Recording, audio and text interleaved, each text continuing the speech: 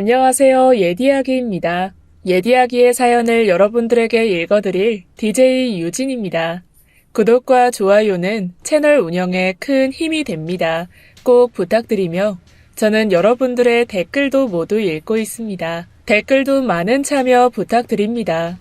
그럼 오늘의 사연 바로 시작할게요.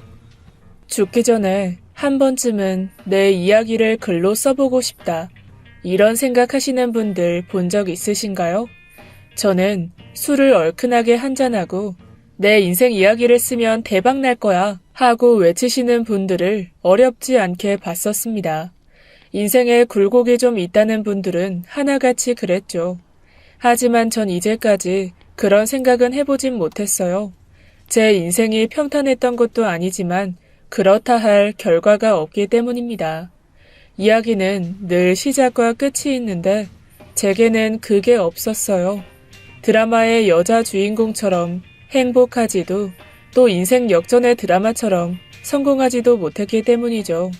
전 그저 그 주변을 돌아다니는 단역, 엑스트라 같은 인생을 살았습니다. 더구나 실제로도 그랬죠. 전 꾸준히 엑스트라로 활동했습니다. 딱히 배우가 되고 싶다는 꿈이 있어서 시작한 일은 아니었어요. 그저 당장 돈을 벌기 위해 그 일을 꾸준히 해왔죠. 나름 나쁘지 않았어요. 그리고 그렇게라도 살아가게 해준 제 친구가 바로 제 이야기의 진짜 주인공입니다. 시간을 거슬러 올라가 친구를 만나기 전 아주 진부한 가정에서 태어났어요. 아니, 태어나 버렸죠. 제가 원한 적도 저를 원한 적도 없는 그런 가정이었으니까 말입니다. 너무나 가난한 집, 도망치듯 이 집 저 집을 떠돌면서 살던 한 부부의 막내로 태어났어요. 자신들의 가난을 구제해줄 아들을 원했지만 전 안타깝게도 세 번째 딸이었습니다. 그 분노로 인해 저는 이름도 출생 신고도 없이 꽤 오랜 시간을 보냈다고 해요. 덕분에 어린 시절은 방치된 잡초처럼 자라게 되었죠. 심지어 남의 것을 뺏는 게 나쁜 거다, 나쁜 짓이다 라는 기준도 배우지 못했습니다. 학용품을 사려고 달라는 500원도 주지 않는 부모 밑에서 제가 할 수 있는 건 훔치는 거였죠. 도화지, 한지, 색연필, 크레파스, 리코더까지 계속 친구들 물건을 훔치다가 선생님에게 들켰고 그 선생님으로 인해 인생이 바뀌었다 같은 감동적인 이야기도 없었습니다.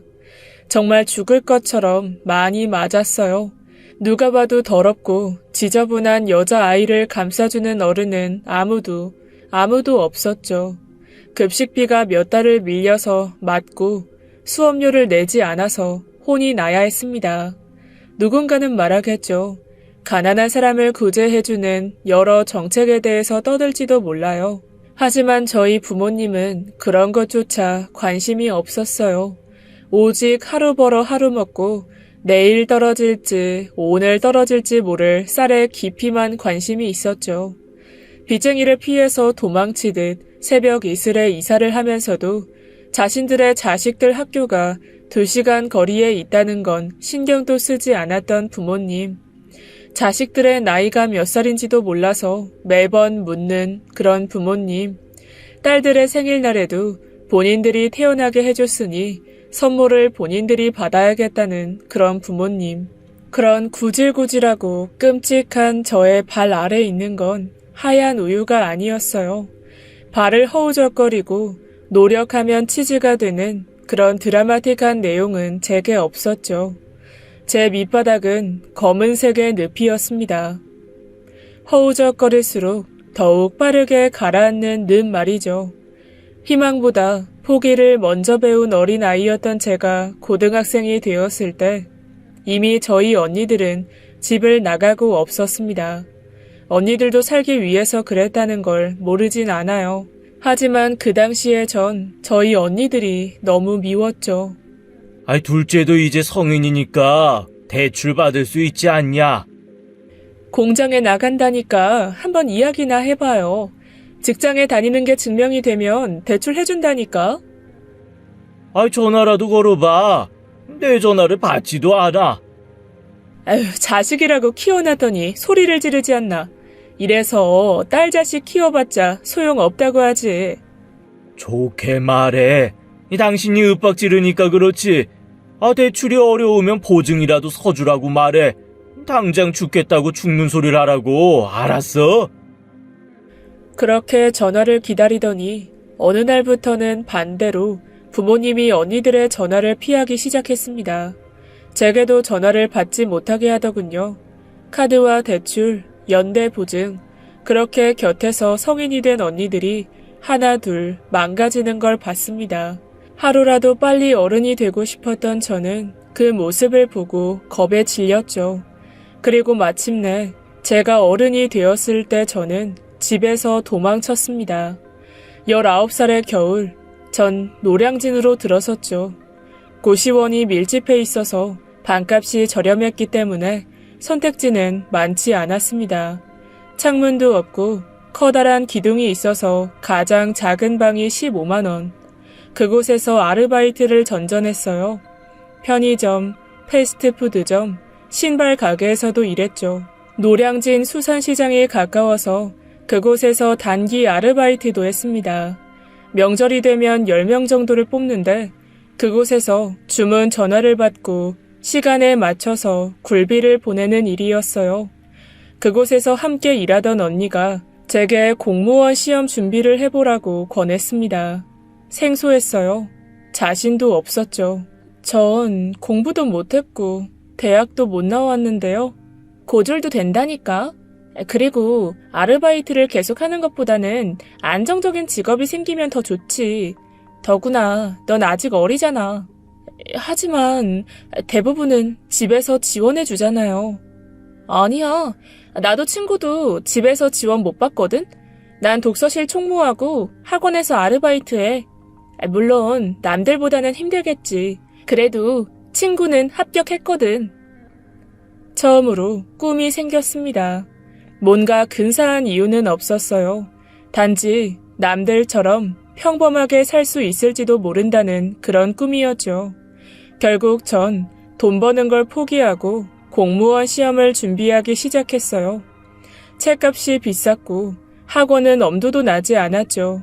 일단 고시원 총무로 들어갔습니다. 주로 고시원 방을 안내하고 신규를 등록하고 기존의 원생들의 이야기를 주로 불만을 듣는 정도의 일이었죠. 노량진 고시원에서 총무를 하는 사람들의 대부분이 공무원 준비생이었기에 일을 하면서 틈틈이 공부도 할 수 있어서 좋았습니다. 그리고 두 번째로 독서실 총무도 시작했죠. 새벽 6시에 문을 여는 오픈 총무였어요. 문을 열고 불을 켜고 자판기에 커피를 채우는 간단한 업무 후에 4시간가량 앉아서 공부를 하다가 교대합니다. 이렇게 두 가지 일을 하면 고시원 공짜, 독서실 공짜, 총 40만 원의 돈으로 식비를 해결할 수 있었어요. 비록 돈은 적지만 일을 하면서 공부를 할 수 있는 환경이라는 것에 만족해야 했죠. 전 꽤 열심히 했습니다. 무엇보다 영어 단어를 외우는 게 가장 고역이었어요. 남들보다 뒤떨어져서 누구보다 노력해야 했지만 그때가 제 인생에서는 가장 행복한 순간이기도 했습니다. 첫 번째 시험에서는 영어 과락으로 낙방했어요. 하지만 다른 과목은 꽤 점수가 높게 나와서 희망이 보였죠. 두 번째 시험에서는 몇 점이 모자라 안타깝게 떨어지고 말았습니다. 아무래도 일과 병행해서 공부를 한다는 건 굉장히 힘든 일이었어요. 일은 솔직히 별거 아니다 라고 생각할 수도 있지만 일을 하면서 부딪히는 사람이 문제였죠. 놀랍게도 전 총무로 일을 하면서 굉장히 많은 고백을 받아왔어요. 아직도 이해는 가지 않는데 그곳에는 그런 부류들이 생각보다 많았어요. 정중하게 거절을 하면 일을 하면서 계속 시비를 거는 사람도 있었고 이상한 소문을 퍼뜨려서 저를 매도하는 사람도 있었죠. 피곤한 일이었습니다. 그래서 전 세 번째 시험 직전에 모든 일을 그만뒀어요. 그리고 6개월 동안 미친 듯이 공부에만 매달렸습니다. 그리고 시험을 단 3일 앞둔 어느 날이었죠. 큰언니가 저를 찾아왔습니다. 언니가 갑자기 무슨 일이야? 말도 없이? 전화를 안 받으니까 왔지. 저기 카드 하나만 만들자. 카드? 미쳤어? 싫어. 절대로 안 해. 그럼 이대로 모른 척 할 거야? 그냥 돌아가시게 해? 엄마 암이라잖아. 암이라고. 어쩔 거야. 모른 척 해? 나도 내 선에서 해결해 보려고 했어. 근데 못해서 그래. 내가 오죽하면 그래? 아빠도 엄마도 울고 난리가 났어. 암? 머리를 강타한 것 같았어요. 손이 바들바들 떨렸죠. 부모님이 미웠지만 죽길 바란 건 아니었습니다. 자식들을 키워서는 안 될 사람들이라고 여겼지만 떳떳하게 합격해서 그들 앞에 서려고 했어요. 가난하지 않았다면 분명 자식들을 그렇게 대할 리가 없다. 분명 평범한 가족처럼 살면 모든 게 달라질 거라고 생각했습니다. 눈물이 쏟아져 나왔죠. 큰 언니는 그런 저를 끌고 은행으로 갔습니다. 그리고 제 손에 있던 카드를 결국 가져갔죠. 불안했어요. 그날 이후에 공부가 손에 잡히지 않았습니다. 그리고 당연하게도 시험을 망치고 말았죠. 가채점을 해보지도 않고 알 수 있었습니다. 합격자 발표를 했을 때도 겸허하게 받아들였죠. 바로 이틀 뒤에 고시원에서 짐을 정리하고 집으로 내려갔어요. 어머니가 걱정이 되었기 때문이었습니다. 엄마, 암이라며 왜 술을 마시고 있어? 괜찮아. 병원에서 검사를 받았더니 별거 아니라고 하더구나. 그냥 혹이래, 혹. 다행이지? 우리 막내 걱정해서 왔구나. 공무원 시험 본다더니 결과는 나왔고? 그게 사실 떨어졌어. 그거 준비한 지도 좀 됐다더니 그 정도 했으면 그만할 때도 되지 않았냐? 그냥 일해서 돈을 모아. 난 일도 하면서 공부를 하니까 그렇지. 그리고 나 성적 나쁘지 않아. 해볼만 하다고. 머리가 안 좋은 건 받아들이고 빨리 포기해야지. 집이 힘들면 너도 돕고 해야지. 나이가 몇인데? 그럼 내 카드는 필요 없지? 내 카드 돌려줘. 생활비가 없어서 좀 썼어. 검사비로도 좀 쓰고. 다음에 가져가, 다음에. 이참에 정말 그만두던가. 요즘 공무원도 아무나 다 되는 거 아니라던데. 남들은, 다른 부모들은 잘하라고 말이라도 해줘. 근데 우리 집은 왜 이래? 왜 매번 이렇게 힘을 빼? 전 울기 직전인 얼굴로 소리를 꽥 질렀죠. 내가 얼마나 노력했는지, 하루에 몇 시간 자는지. 엄마 아빠는 그것도 모르잖아. 근데 그만두라고? 그런 말이 어떻게 그렇게 쉬워? 단 한 번이라도 시험 잘 봐라. 이야기 해준 적도 없잖아. 대체 왜? 내가 엄마한테 돈을 달랬어? 아빠한테 지원해 달랬어? 혼자 이악 물고 한다고 하는데 대체 왜 그러냐고. 아주 지만 잘났지? 그래, 우리 그럼 다 같이 죽자. 나라고 이러고 살고 싶어? 그럼 내가 진짜 암에 걸려야 네 속이 시원하겠어? 저것도 자식이라고. 지밖에 모르고 부모한테 소리를 질러대고 악을 쓰고 그래? 어떤 자식이? 에이, 이러니 내가 술을 안 마셔. 속 터져. 내가 같이 살자고 노력하는데 그것도 못 도와주냐? 그깟 카드 좀 쓴 거 가지고 유세야, 유세는. 망할. 전 결국 신용 불량자가 되었죠. 결국 제 나이 25살에 카드 빚이 2,800이었습니다. 제가 독촉장을 확인했을 때 그 사실을 알게 되었어요. 꽁꽁 숨겨둔 명세서를 보고 있는 절 발견한 어머니는 제가 소리를 지르기도 전에 먼저 뒷목을 잡고 뒤로 누우셨죠. 아버지는 저보다 먼저 화내려는 것처럼 욕을 하셨습니다. 결국 전 소리 한 번도 질러보지 못한 채 독한 년, 찔러도 피 한 방울 나오지 않을 년이라는 소리를 듣다가 늦은 밤 집에서 터벅터벅 걸어 나왔죠. 더 이상 살고 싶지 않았습니다. 제게는 아무것도 없었어요. 화를 내고 원망할 힘도 붙잡을 희망도 없었죠. 무작정 걸어서 마포대교로 향했습니다. 그리고 도착한 그곳, 막 겨울이 접어든 차가운 공기와 어둠 속에서 전 바닥에 주저앉아 처음으로 울음을 터뜨렸어요.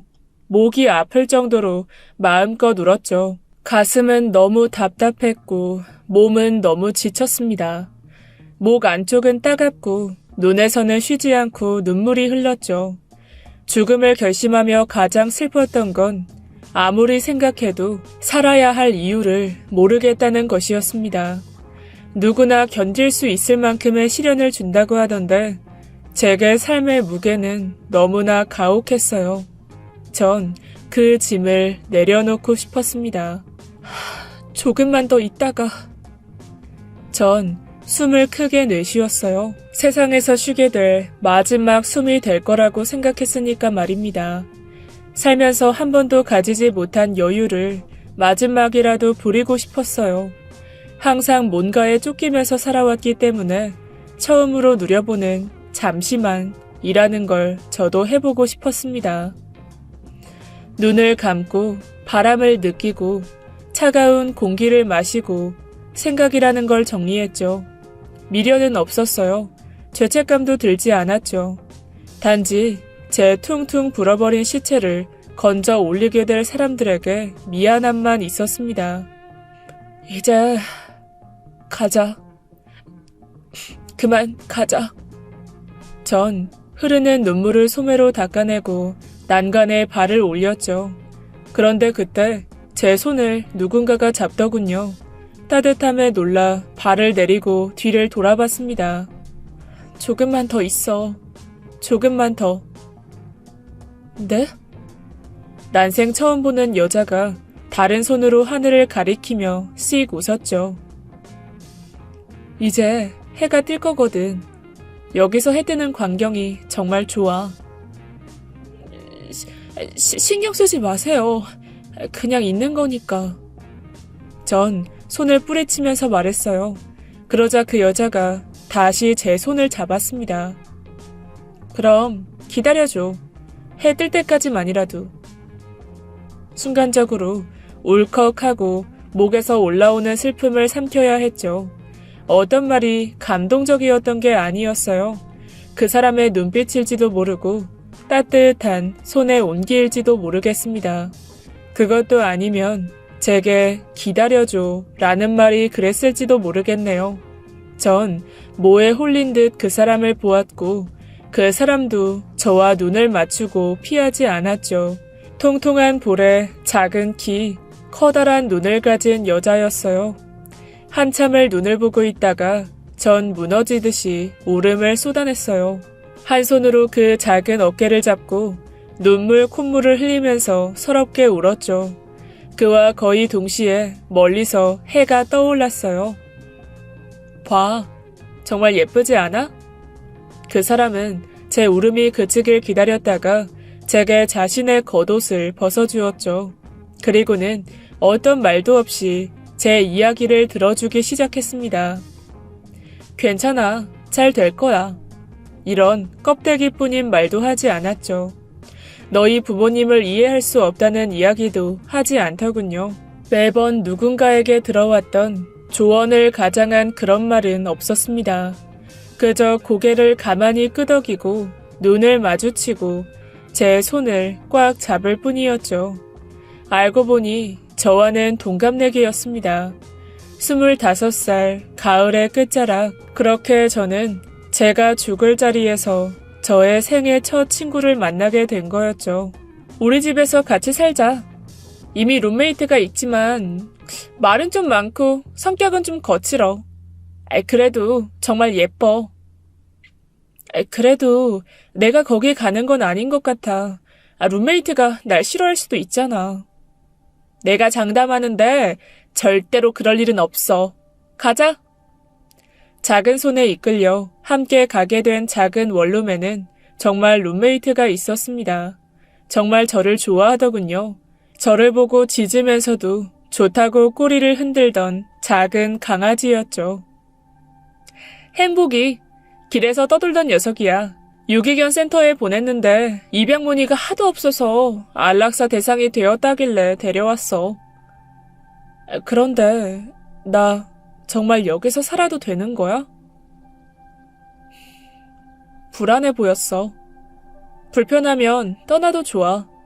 하지만 그게 아니라면 계속 같이 지내보자, 어?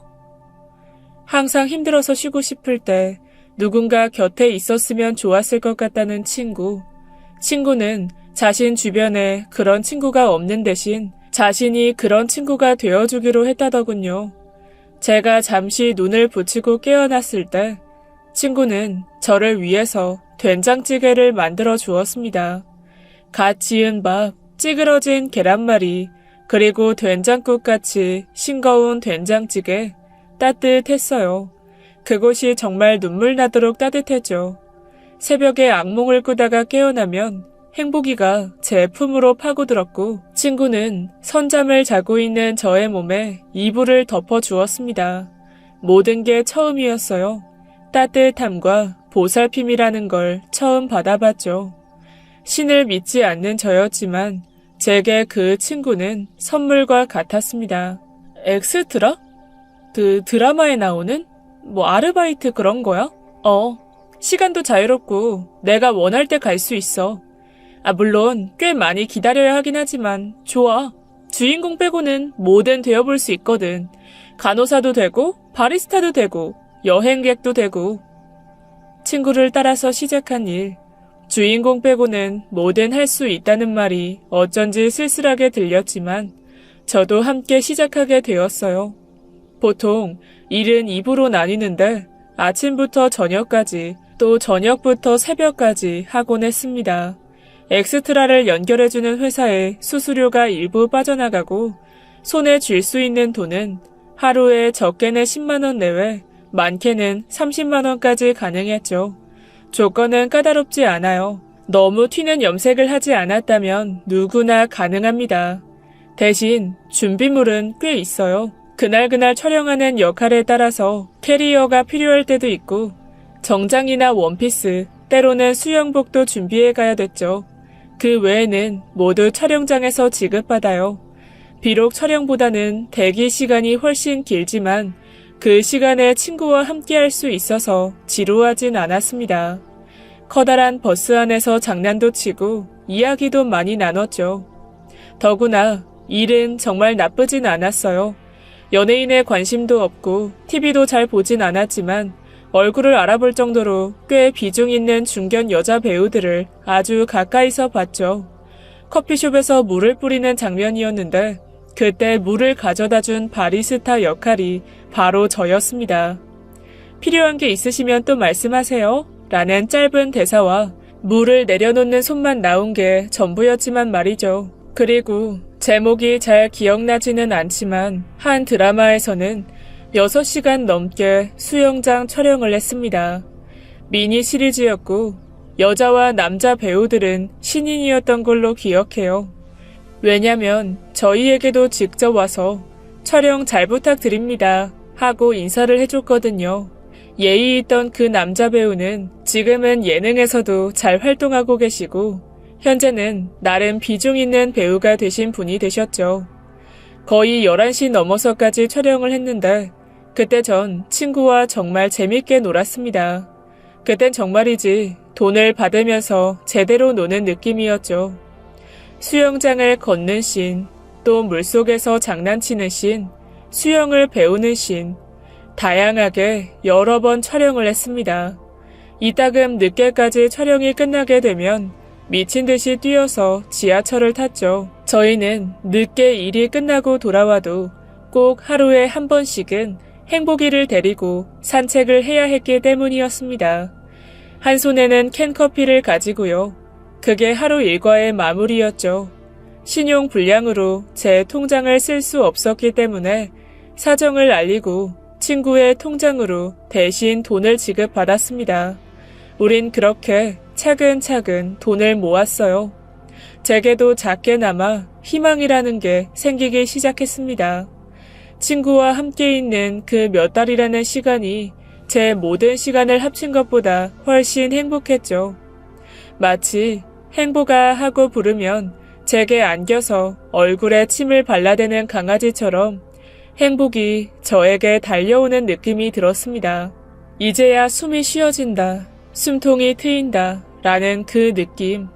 매 순간 호흡하고 있었지만 마치 이전에 전 숨을 제대로 쉬어본 적이 없었던 것처럼 제가 살아있다는 게 느껴졌죠. 월남쌈을 안 먹어봤다고? 그럼 양장피는? 안 먹어봤어. 딱히 궁금하지도 않고. 너 안 되겠다. 내가 먹여줘야지. 인생의 즐거움은 먹는 게 파랄이야. 설마 네가 요리를 해준다는 건 아니지? 당연히 배달이지. 내가 처음 먹여주면 넌 영원히 그 맛이 진짜라고 믿을 거 아니야. 나중에 진짜 요리 먹고 나한테 욕할지도 몰라. 제게는 모든 게 처음이었습니다.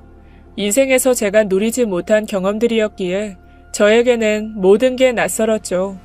다양한 음식을 먹는 것부터 놀이공원까지도 그 친구의 작은 손은 늘 새로운 것으로 이끌었어요. 친구는 한 번도 저를 촌스럽다고 하지 않았습니다. 항상 우리 다음에도 여기 또 오자 하면서 다음을 약속할 뿐이었죠.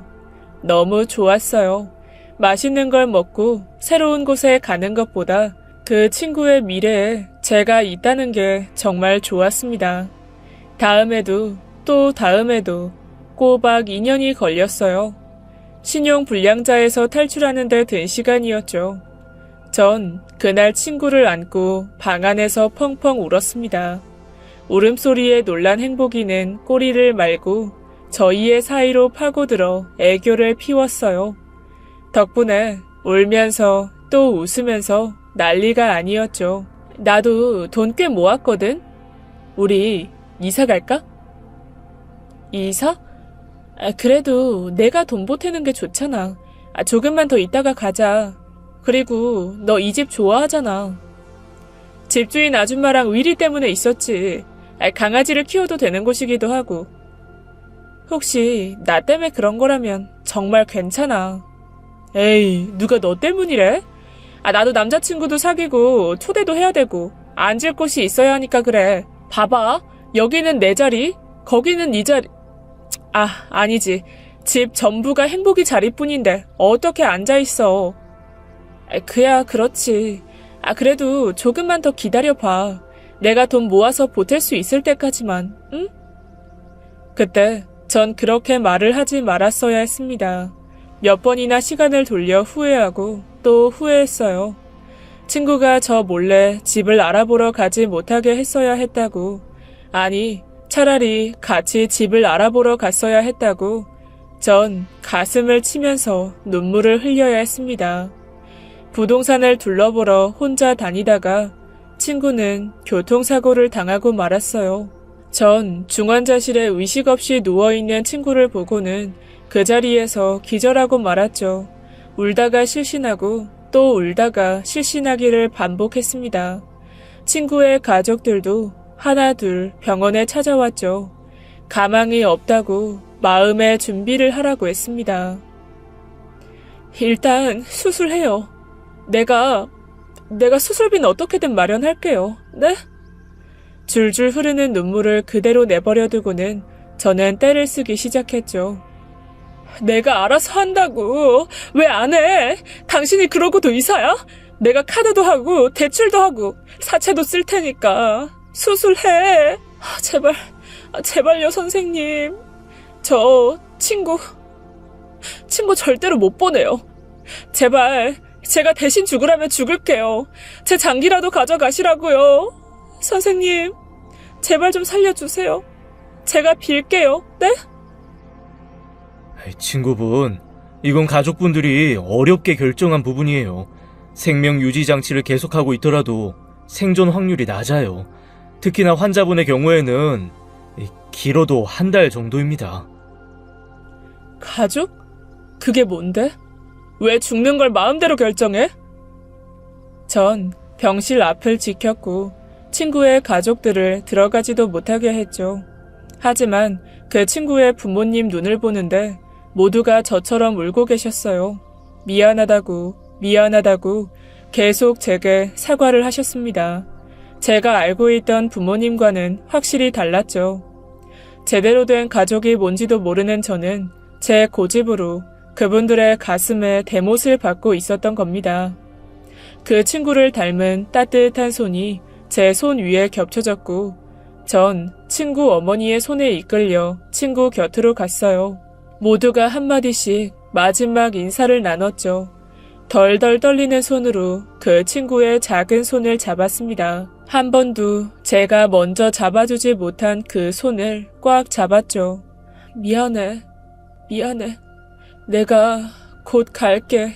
사망 선고가 내려졌습니다. 언제라도 하품을 길게 늘어지게 하며 눈을 뜰 것 같은 친구가 저를 두고 먼저 떠나버렸어요. 이렇게 갈 거면서 왜 나를 살렸냐고 친구의 어깨를 잡고 흔들었습니다. 하지만 아무리 소리를 질러도 친구는 깨어나지 않았죠. 제 유일한 희망의 빛이 꺼졌습니다. 제 세상은 무너졌죠. 이대로 모든 걸 놔버리고 싶었어요.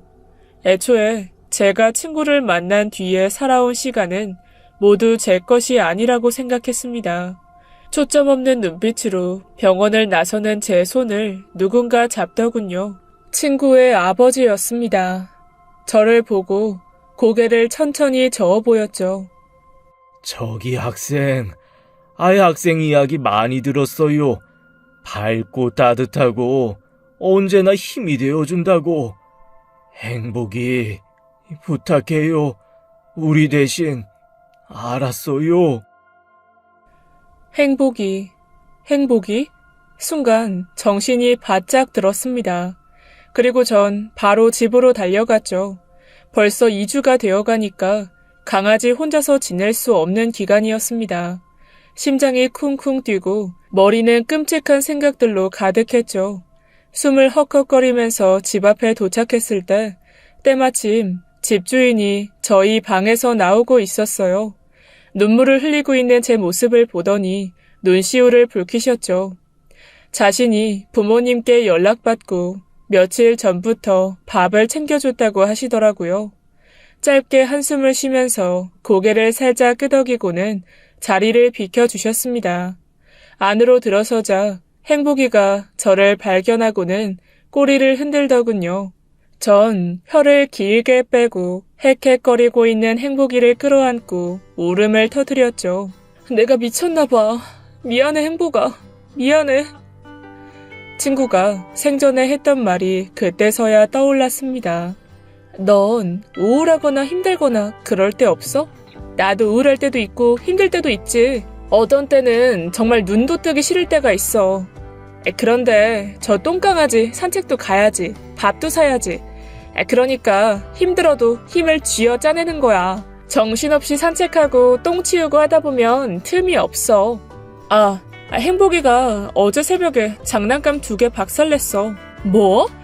내가 못 살아. 행복이 너 이리 와. 저 눈치 빠른 것 좀 봐라. 벌써 집안에 숨었네? 지금 나 막 우울하려고 한다. 이 행복이 너 엄마 없으면 어쩔 거야? 부모님은 알레르기인데. 그래서 나와서 사는 거야? 강아지 때문에? 겸사겸사. 집이 좀 넓어야지. 우리 집도 어렵고 결정적인 계기는 저 똥강아지 때문이긴 해. 내가 잘못되면 네가 전적으로 맡아야 된다. 야, 왜 그런 소리를 하냐? 잘못되다니. 만약이라는 게 있잖아. 해줄 거지? 응? 절대로 싫다는 저를 간지리는 친구의 일방적인 부탁과 제 코를 핥는 행복이 때문에 결국 알겠다고 대답했었죠. 결국 장례식이 끝나고도 친구를 따라갈 수가 없었습니다. 아무도 돌봐줄 수 없는 행복이를 누군가는 키워야 했으니까 말이죠. 곧 가겠다고 말해놓고 아직도 살아있다는 죄책감이 들었어요. 하지만 친구의 말이 맞았습니다. 우울할 틈이 없더군요. 매일 울면서 잠이 들었다가도 눈을 뜨면 산책을 나가야 했고 뭐든지 주워 먹는 행복이 때문에 청소도 해야 했죠. 친구와 함께했던 평범했던 그 일을 하면서 느껴지는 빈자리가 더 가슴 아팠습니다. 행복이 너도 엄마 보고 싶지? 내가 아니라. 근데 나도 그래. 나도 나보다 너희 엄마가 더 보고 싶어. 차라리 내가 죽었으면 좋았을 텐데. 차라리. 꾸역꾸역 살아갔어요. 따뜻한 친구의 냄새로 가득한 그 집에서 친구가 너무 그리워서 그곳을 떠나고 싶을 때도 있었습니다. 하지만 그 작은 집은 친구와 꼭 닮아 있었죠. 신이 존재한다면 멱살이라도 잡고 흔들고 싶었어요. 왜 내게 남은 마지막 희망까지 데려갔냐고. 신을 죽일 수 있다면 몇 번이나 죽였을 겁니다. 매일 밤 신을 죽이고 또 죽이는 상상을 했죠. 전 아마도 미쳐가고 있었을지도 모르겠습니다. 그러던 어느 날 친구의 부모님이 저희 집을 찾아왔죠. 저희는 눈이 마주치자마자 버튼을 누른 것처럼 울음을 터뜨렸습니다. 딱히 말로 하지 않아도 서로의 얼굴에서, 눈빛에서 그 슬픔을 또 그리움을 읽어버렸는지도 모르겠네요. 그래. 요즘 뭐라고 살아요? 친구의 아버지는 또 터져 나오려는 울음을 삼키며 헛기침을 하셨죠. 그게... 아이고, 당신은 왜 자꾸 울어 울기를. 아가씨, 울지 말아요. 괜찮아. 우리 딸 너무 행복했겠다. 세상에 이런 친구. 결국 다시 울음, 진정이 될 때까지 저희는 계속 말없이 울었습니다. 한참 후 제게 통장을 하나 쥐어주셨죠. 이게 뭔데요? 우리 딸 보험금. 주책 없이 또 눈물이 나네. 우리가 형편이 좋지 않아서 장례비는 빼고 남은 돈 모두는 거기에 넣었어요. 이건 학생이... 생전 우리 딸이 아가씨 이야기를 많이 했어요. 언젠가 돈 많이 벌어서 방 2칸짜리로 이사 갈 거라고. 공무원 시험 준비하게 자기가 도와주고 싶다고 했거든. 네? 하고 되묻고 싶었어요. 그런데 목이 비틀린 것처럼 아무 소리도 나오지 않았죠. 고개만 저었습니다. 싫다고 통장을 밀어내면서 눈물을 흘렸죠. 우리가 딸한테 해준 게 별로 없어요. 후회했지. 사업 망하고 거기에만 신경 썼지. 워낙 씩씩한 녀석이라 안심을 했어. 바보처럼. 싫어요. 싫습니다. 제발 가져가세요. 어차피 우리 돈 못 써요. 우리가 어떻겠어. 딸 죽은 돈으로. 우리가 뭘 해줬다고. 그래서 우리가 고민하고 결정했어요. 딸 소원이 그거였으면 그러자고 했어요. 왜 이러세요, 저한테. 이러지 마세요. 전 울면서 밀어냈습니다. 그러자 눈물을 흘리던 친구 어머니는 이를 악물고 제게 통장을 손에 강제로 쥐어주셨죠. 그리고는 자리에서 벌떡 일어나셨습니다. 버리든가 말든가 해요. 난 몰라. 난 모르겠어. 아니면 합격을 해요. 합격하고 우리한테 돌려주러 와. 그럼 그때 우리가 받아줄게요. 아가씨는 나쁜 생각하면 안 돼요. 알았죠? 그게 벌써 5년 전의 일이네요. 전 이를 악물고 3년 만에 공무원에 합격했어요. 돈을 허투루 쓰기 싫어서 학원도 독서실도 다니지 않았고 오로지 그 작은 원룸에서 인터넷 강의를 들으면서 말입니다. 합격한 날에 전 친구의 부모님을 찾아뵈었죠. 누구보다 기뻐하며 제게 고기를 사주셨습니다. 고기를 구우면서 억지로 입에 넣으면서 저희는 또 눈물을 흘렸죠. 진짜 부모님과는 완전히 인연을 끊었지만 종종 친구의 부모님을 찾아뵙습니다. 어머니를 뵈면 친구의 눈이 아버지를 보면 인매가 꼭 닮아 있었거든요. 그래서 친구가 그리울 때마다 참다가 또 참다가 그곳으로 갔습니다. 딱 반년 만에 통장에 돈을 그대로 채워서 돌려드렸죠. 전 여전히 친구가 그리워서 울고 또 추억하면서 웃고 행복이와 함께 산책하며 여전히 그런 대로 살고 있습니다. 그런데 딱 몇 달 전부터 행복이가 제 발소리를 듣지 못하더라고요. 복슬복슬 윤기가 돌던 털은 어느덧 푸석푸석해졌고 흰 수염이 훤히 보이기 시작했습니다. 산책도 이전보다 많이 힘들어해요. 잠을 자는 시간이 길어지는 걸 보면서 전 계속 불안함을 느끼고 있습니다.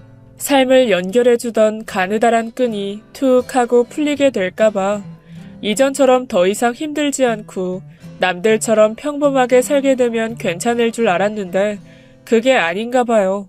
솔직히 아직도 전 살아야 할 이유를 모르겠습니다. 한 가지 걸리는 게 있다면 친구의 아버지와 어머니, 저를 딸처럼 대해주던 그분들을 2번 죽이는 거겠죠. 원래 다들 그렇게 살까요? 자신을 위한 삶이 아니라 누군가를 위해서 이렇게 살아가는 걸까요? 그렇다고 이전처럼 죽을 생각은 없습니다. 저를 공부시키겠다고 사고로 죽은 친구에게 너무 보고 싶어서 따라 죽었다고 한다면 친구는 저를 2번은 안 볼 것 같거든요. 그게 죽는 것보다 더 무섭습니다. 제 인생에서 유일한 가족이었고 유일한 친구였으며 제 목숨과도 같은 그런 친구, 김시은. 다만 그 친구가 너무 그립고 너무 보고 싶어요. 시은아, 곧 있으면 네 기일이야. 그래서 너를 위해서 오로지 네가 주인공인 이 글을 쓴다. 마음에 들지는 모르겠어. 행복이도 너희 부모님도 걱정하지 마. 네가 나한테 준 이 삶 아무리 생각해도 나를 위해서 살 이유가 없다면 남은 네 사람들을 위해서 살아가려고 해. 그곳에서는 편히 쉬길 바랄게. 마지막으로 예전에 시은이 네가 뭐든 될 수 있지만 주인공은 빼고 라고 했었잖아. 그런데 시은아, 근데 정말 별 볼 일 없는 내 인생에서 주인공은 바로 너였다. 내 영원한 히어로, 빛나는 주연. 지금까지 예디야기였습니다. 끝까지 함께 해주신 여러분 진심으로 감사드리며 전 내일 이 시간 다시 돌아올게요. 감사합니다.